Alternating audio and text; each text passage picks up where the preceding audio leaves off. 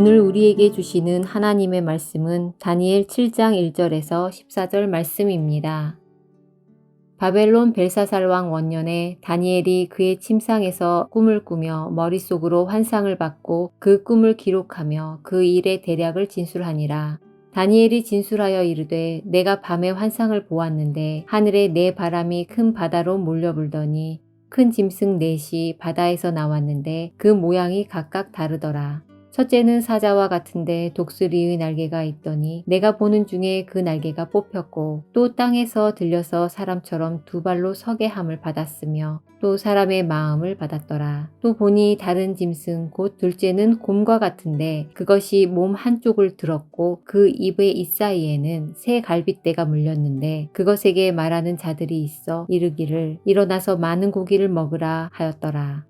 그 후에 내가 또 본즉 다른 짐승 곧 표범과 같은 것이 있는데 그 등에는 새의 날개 넷이 있고 그 짐승에게 또 머리 넷이 있으며 권세를 받았더라.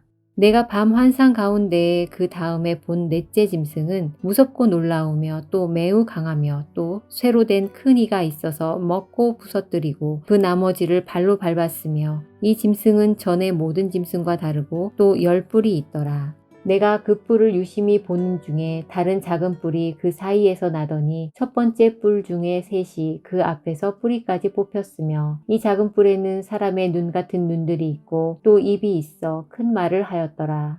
내가 보니 왕좌가 놓이고 옛적부터 항상 계신 이가 좌정하셨는데 그의 옷은 희기가 눈 같고 그의 머리털은 깨끗한 양의 털 같고 그의 보좌는 불꽃이요 그의 바퀴는 타오르는 불이며 불이 강처럼 흘러 그의 앞에서 나오며 그를 섬기는 자는 천천히요 그 앞에서 모셔 선 자는 만만이며 심판을 베푸는데 책들이 펴놓였더라.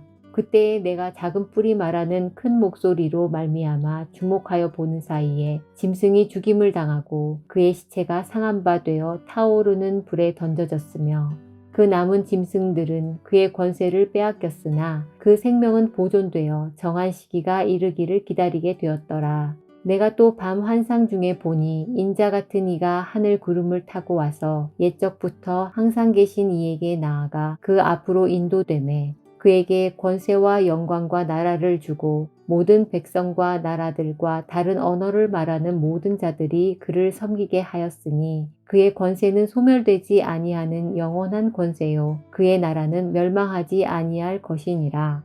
아멘. 오늘도 우리 성도님들의 삶 가운데 다니엘서의 은혜가 충만하시기를 간절히 소망합니다.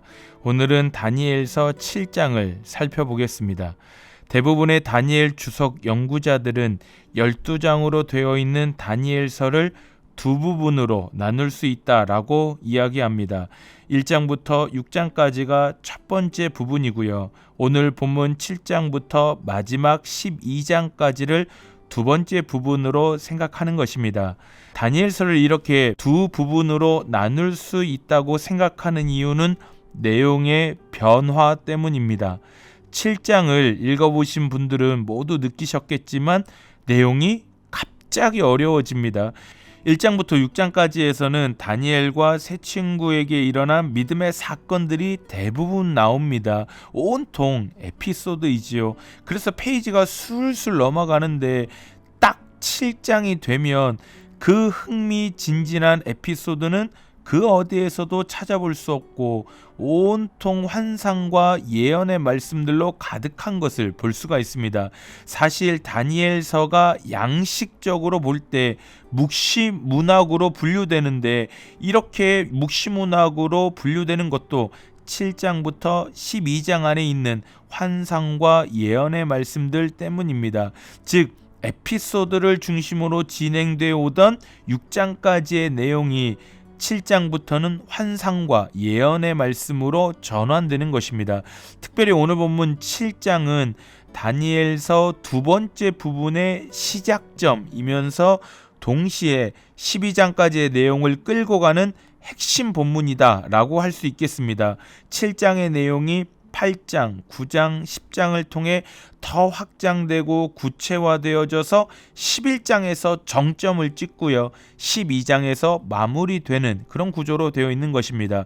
그래서 저는 오늘 본문 7장을 통해 하나님께서 다니엘이 본 환상과 예언을 통해 아직도 식민지 지배를 받고 있었던 1차 독자들이었던 이스라엘 백성들에게 무엇을 말씀하시고자 했는가를 중심으로 잠시 말씀의 은혜를 나누고자 합니다.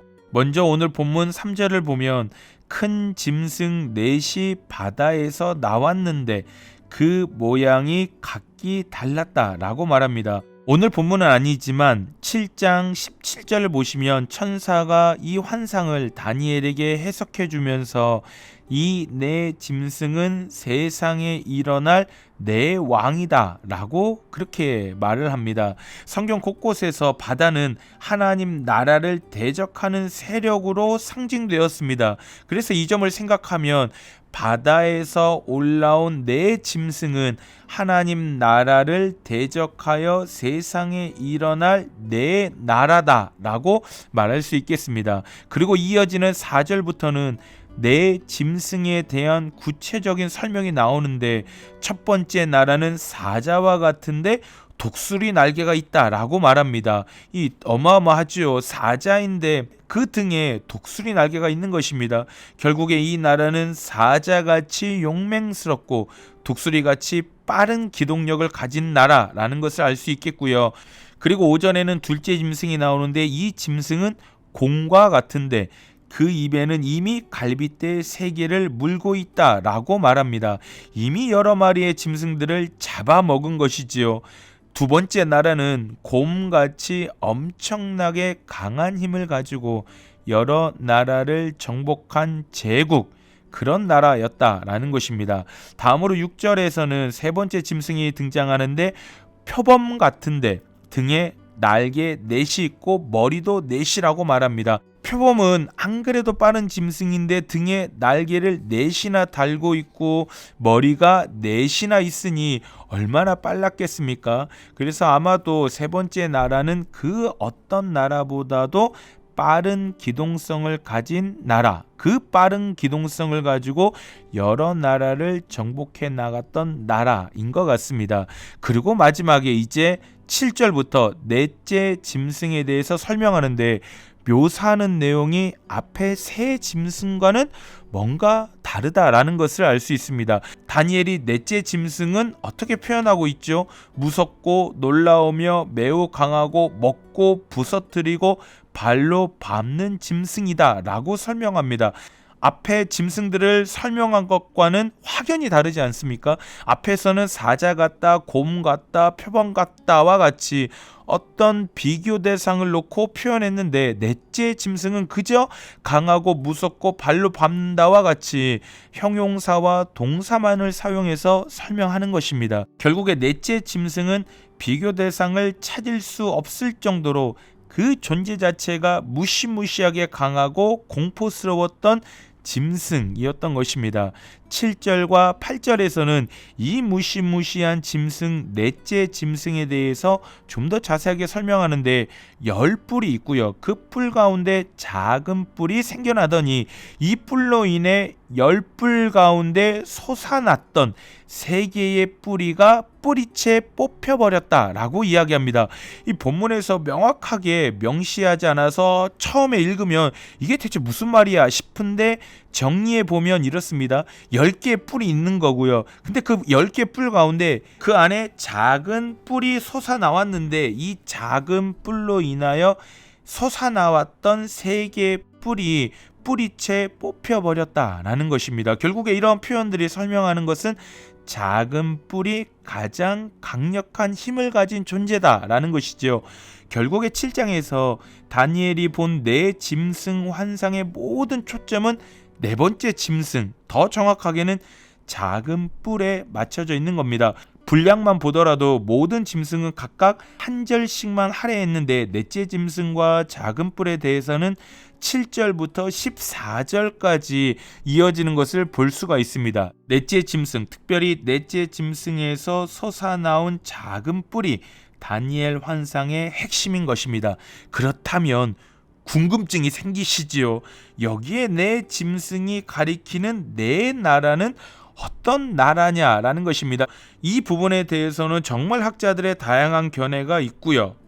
그래서 사실 이 짧은 아침 묵상으로 다룰 수 있는 주제는 아니다라고 생각합니다. 혹시 너무 궁금하신 분들 있지 않으십니까? 그분들은 정철현 목사가 진행하는 다니엘서 양육 훈련을 들으시면 세계 역사를 가지고 아주 구체적으로 이 환상에서 등장하는 네 나라가 어떤 나라인지 분명하게 배우실 수 있겠습니다. 다음 학기 때 꼭 뵙겠습니다. 여하튼 제가 오늘 집중하고 싶은 부분은 넷째 짐승에서 나온 작은 뿔이 등장한 이후의 상황입니다. 구절을 보시면 갑자기 누군가 등장하지요.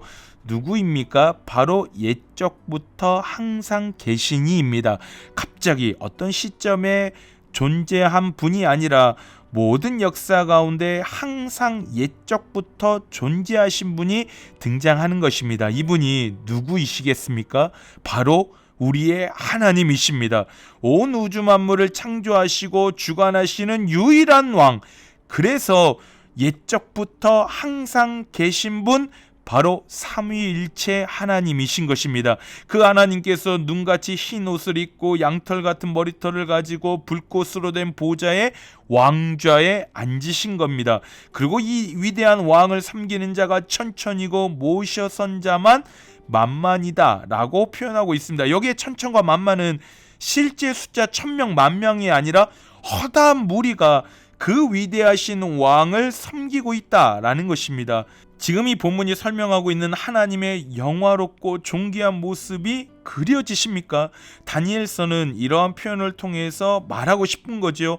옛적부터 항상 계신 창조주 하나님은 피조물인 우리와는 본질적으로 다른 존귀하고 영화로운 존재다라는 것입니다. 중요한 것은 이렇게 왕좌에 앉으신 영화로운 옛적부터 항상 계신 이가 무엇을 행하고 계십니까? 10절 후반절이지요.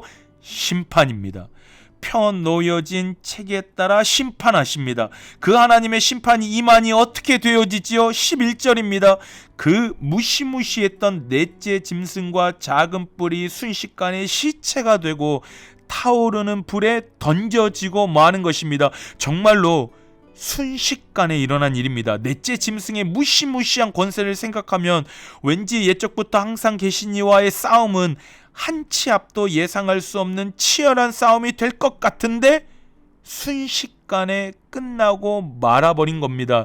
비교 대상조차 찾을 수 없을 정도로 엄청난 권세와 힘을 가진 그 넷째 짐승과 작은 뿔이었지만 옛적부터 항상 계신 이의 심판 앞에서는 그저 바람에 나는 겨와 같았던 것이지요. 참으로 가슴 떨리지 않으십니까? 우리가 믿는 하나님이 바로 이런 분이다라는 것이지요. 세상을 지배하고 통치하는 대제국들조차 우리가 믿는 하나님 앞에서는 아무것도 아닌 것입니다.